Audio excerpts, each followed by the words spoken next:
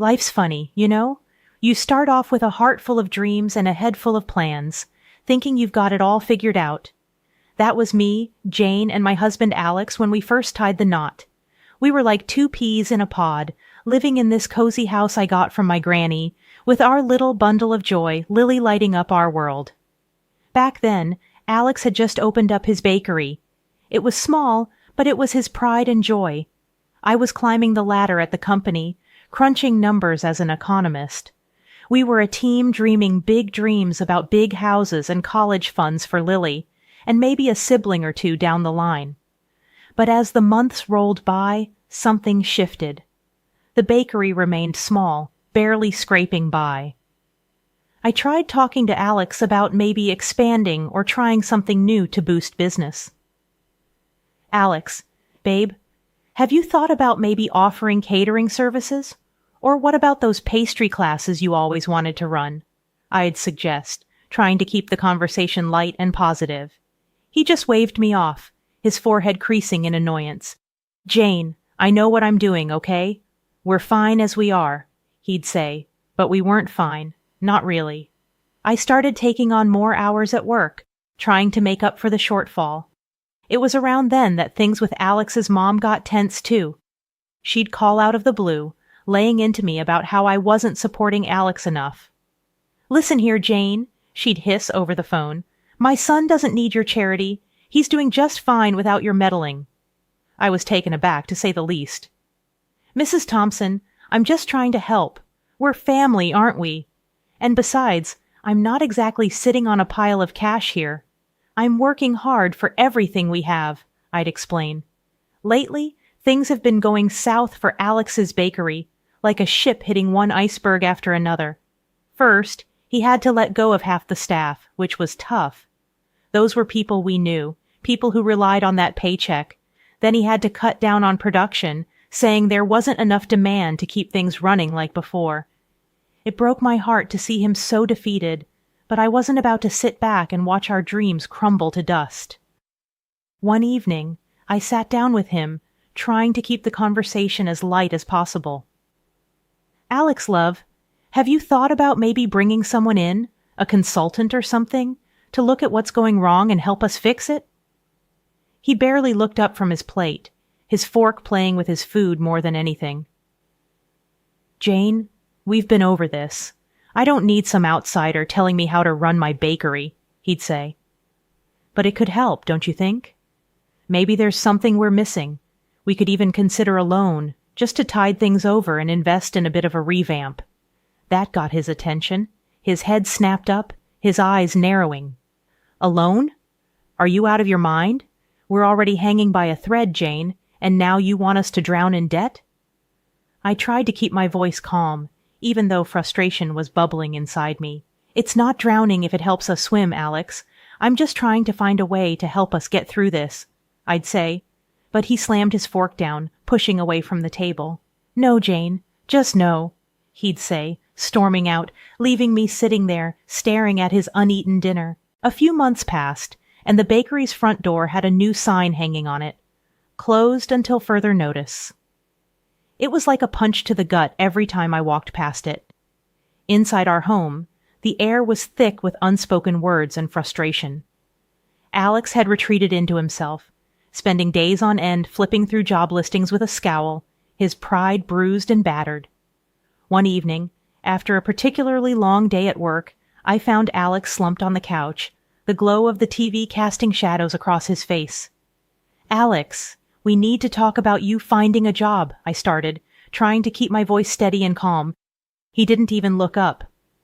I'm looking, Jane. Looking, he'd say, but looking or scrolling through social media wasn't bringing in income. Not just whatever this is. I couldn't help but let a bit of sarcasm slip. Finally, he looked at me, his face set in a stubborn line. I told you, I'm not settling for some entry-level crap. I have a degree, Jane. I was a businessman. I'm not going to be someone's lackey, Alex snapped back. Your business failed, Alex, I reminded him, a little more harshly than I intended.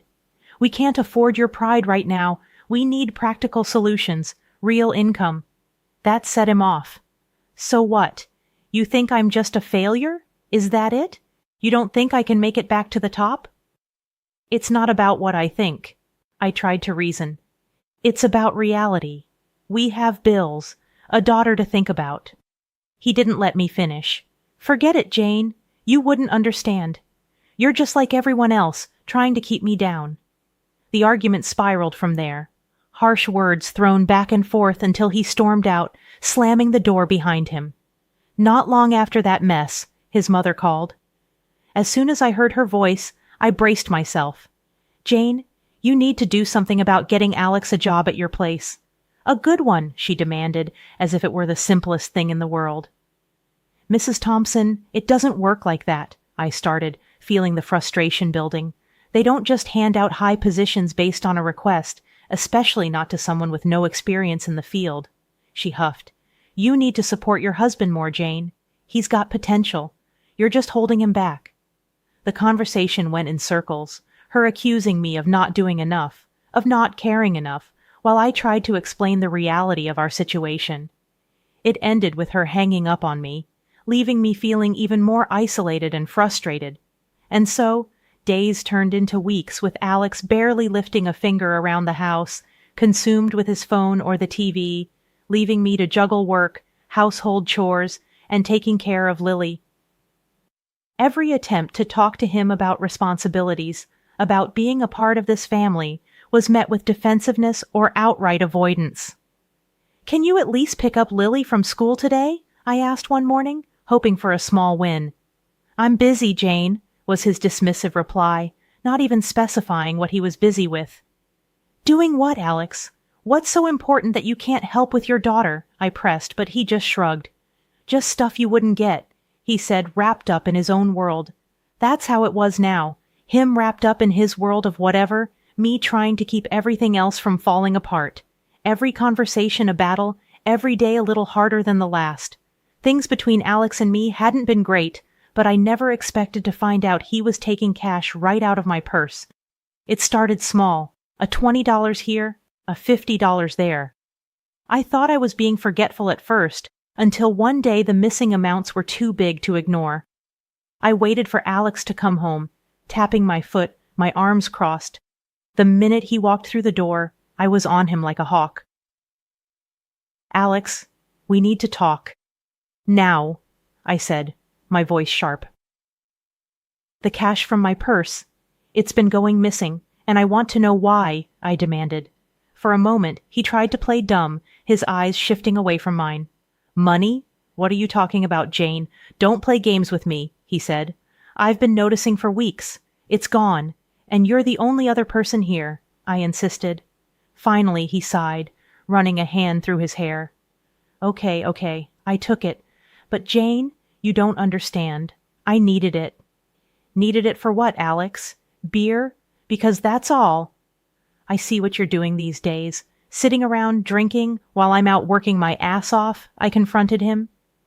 He flinched at that, but anger quickly replaced the guilt in his eyes. I don't have to explain myself to you, Jane. It's not like I'm asking for much, just a little cash to get by. Get by? I was incredulous. While I'm juggling bills, trying to keep us afloat. That money wasn't yours to take, Alex. That's stealing. His face turned red, and he took a step towards me, his voice raising. Stealing, really, Jane? From my own wife?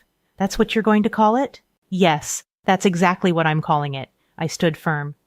Because that's what it is, Alex. You took something that wasn't yours without asking. What else would you call it? We stood there glaring at each other, the tension thick in the air. It felt like a chasm had opened up between us, one filled with betrayal and hurt. Before I could say anything else, his phone rang. He glanced at it and then stormed off into the other room, leaving me standing there, fuming and heartbroken. The next day, things went from bad to worse. Alex's mom called, and before I could even get a word in, she was ripping into me. Jane, you ungrateful little witch, how dare you accuse my son of stealing? Do you have any idea what you've done? I pressed the phone against my ear, her shrill voice making my head pound. Mrs. Thompson, He took money from me. What was I supposed to do? Just ignore it? That's exactly what you should have done. He's your husband, for God's sake. You're supposed to support each other, she retorted. Support doesn't mean turning a blind eye to problems, Mrs. Thompson. It means facing them together. But how can we do that when he's lying and taking money behind my back? I argued. You've always been too hard on him, Jane, always expecting too much. It's no wonder he felt he had to hide things from you, she huffed. I couldn't believe what I was hearing. It was like we were living in two different realities. Expecting too much? I'm working day and night to keep us going, and he— Enough, Jane. I won't hear another word against my son. You've made your bed, now lie in it, she interrupted. And with that, she hung up, leaving me staring at the phone in disbelief. This wasn't just about the money anymore. It was about trust, respect, and the realization that maybe, just maybe, I was in this fight all alone. Life had thrown its fair share of curveballs, but nothing hit harder than the day Lily fell sick. It wasn't just a sniffle or a cough. It was one of those moments that stops you dead in your tracks, forcing you to reassess everything. Lily's fever had spiked in the night, her little body racked with coughs that seemed to shake the very bed she lay in. I remember sitting beside her, a cool cloth in hand, trying to bring some relief. The next morning, with Lily still burning up, I knew we needed a doctor. Alex was sprawled on the couch, a can of beer already in hand. It was barely 9 a.m. Alex, Lily's sick, really sick. I need to take her to the doctor, I said, my voice strained with worry. He glanced up, irritation flashing across his face. So take her. What do you want me to do about it? I clenched my fists, fighting the urge to scream. Maybe act like a father. I can't do everything alone, Alex. He didn't answer, just turned his attention back to his phone, effectively ending the conversation. At the doctor's office, the news wasn't good. Lily needed medicine, maybe even a specialist.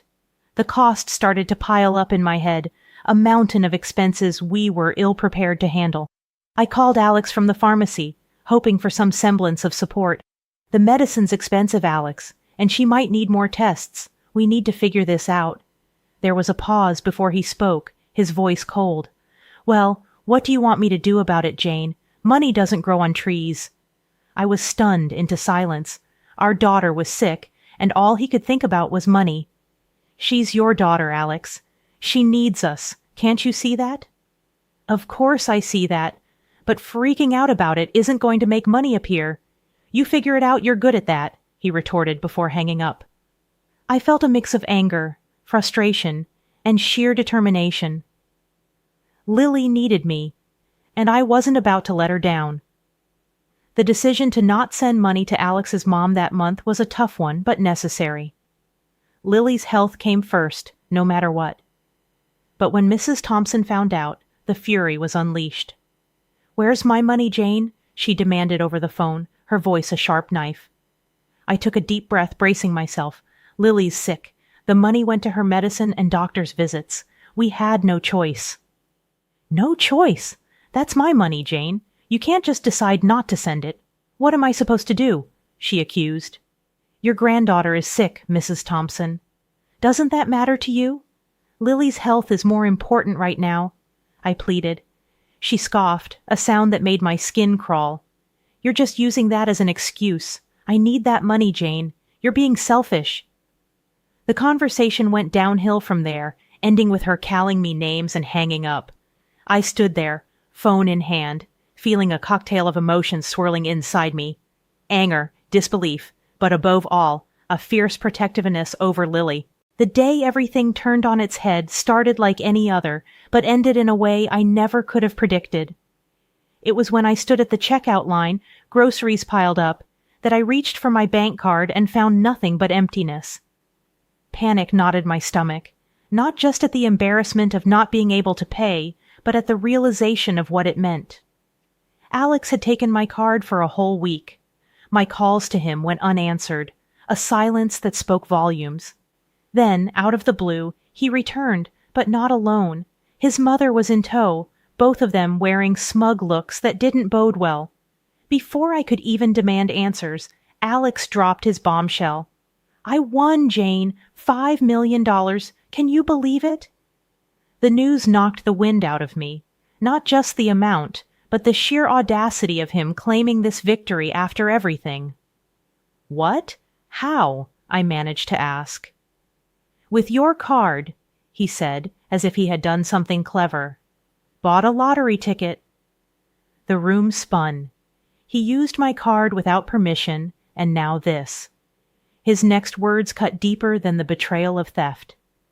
I'm leaving you, Jane. This is my chance to start over without you dragging me down. Me and Mom, we're set. His mother, standing there with that twisted grin, twisted the knife. Told you, Jane. You never believed in my son. Now look at you, left behind while we move on to better things. I was speechless. The injustice of it all burned in my chest. You think you can just take that money and run? That's my card, my account. You stole from me, Alex. He shrugged, that infuriating indifference back in full force. Finders keepers, Jane. I won fair and square. It's time I found someone more supportive, someone who appreciates me.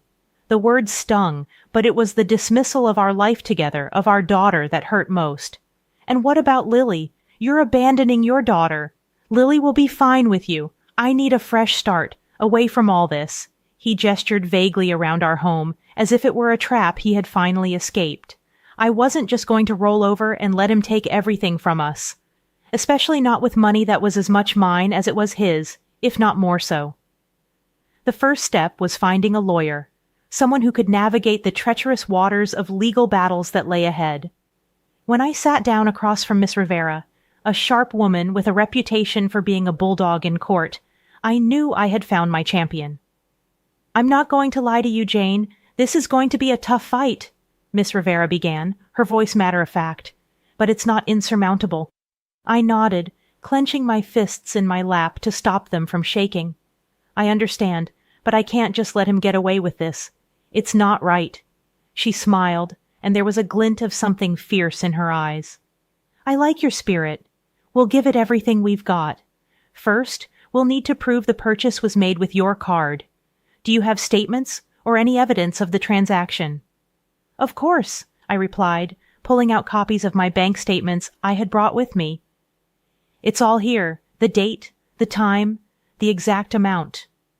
Good, Miss Rivera said, taking the papers and scanning them quickly. This is a solid start. Next, we'll file for an injunction to freeze the winnings until the court makes a decision. It's going to make him and his mother very unhappy, but it's a necessary step. The thought of facing Alex and his mother again made my stomach churn, but the fire Miss Rivera had ignited in me burned brighter. Let them be unhappy. After everything they've done, it's the least they deserve. The day we served Alex with the papers, I saw him for the first time since he left. He looked different, harder, colder. His mother was with him, of course, her sneer as pronounced as ever. This is a mistake, Jane. You're going to lose, Alex said, his voice laced with a venom I hadn't heard before. I'm not the one who made a mistake, I shot back, my voice steady despite the trembling I felt inside. Stealing from your family, abandoning your daughter, that was all you. His mother stepped forward, her finger wagging in my face. You're a greedy, ungrateful little— Enough, Miss Rivera interjected, stepping between us with a calm authority that immediately silenced Alex's mother. This will be settled in court, not on your doorstep. After months of legal wrangling, the day of reconing finally arrived. I sat in the courtroom, a bundle of nerves, my hands clasped tightly in my lap. Across the room, Alex and his mother sat together, an air of smug confidence about them that made my skin crawl. They whispered to each other, casting occasional glances my way, their expressions a mix of disdain and superiority. My lawyer leaned over, her voice a whisper of steel. Ready for this, Jane? It's showtime. I nodded, not trusting my voice. My heart hammered in my chest, a loud echo in the silent room as we awaited the judge's entrance. When the judge finally entered, the room hushed to a solemn quiet, and the proceedings began, a blur of legal jargon and back and forth that felt both endless and fleeting. Alex's lawyer painted him as a wronged man, desperately trying to claw back some dignity from a life derailed. It was almost laughable if it wasn't so tragic. Then Miss Rivera stood, clearing her throat. Your Honor, let's not forget the facts. The lottery ticket, the source of this windfall, was purchased with stolen funds, my client's funds. This isn't a fairy tale windfall. It's the result of deceit, a betrayal of familial trust. The back and forth continued until the judge finally called for silence, ready to deliver the verdict. See? My heart stopped, every second stretching into eternity as we awaited his words. In light of the evidence presented, it is the decision of this court that the majority of the lottery winnings, being the result of a transaction made with funds not belonging to Mr. Alex Thompson, be awarded to Mrs. Jane Thompson, the judge announced, his voice carrying a weight that felt like a gavel to my soul. A wave of relief washed over me, so intense it left me dizzy. Beside me, Miss Rivera squeezed my hand, a victorious smile on her face. Across the room, Alex's face was a picture of shock, his mouth opening and closing like a fish out of water. His mother's reaction was more vocal, a strangled gasp of indignation that echoed off the courtroom walls. "This is robbery, pure and simple," she exclaimed, her voice shrill with disbelief. But her protests fell on deaf ears, the judge already moving on to finalize the proceedings. Months had rolled by since the dust settled on the courtroom floor, leaving me with a significant chunk of the winnings and a fresh start. I didn't waste any time dwelling on what could have been. Instead, I focused on the future, investing wisely in shares of a reputable company and securing a nest egg for Lily's education. She was going to have the opportunities I fought tooth and nail for, without the shadow of her father's mistakes looming over her. As for Alex and his mother, well, their story took the kind of turn you'd expect when too much money meets too little sense.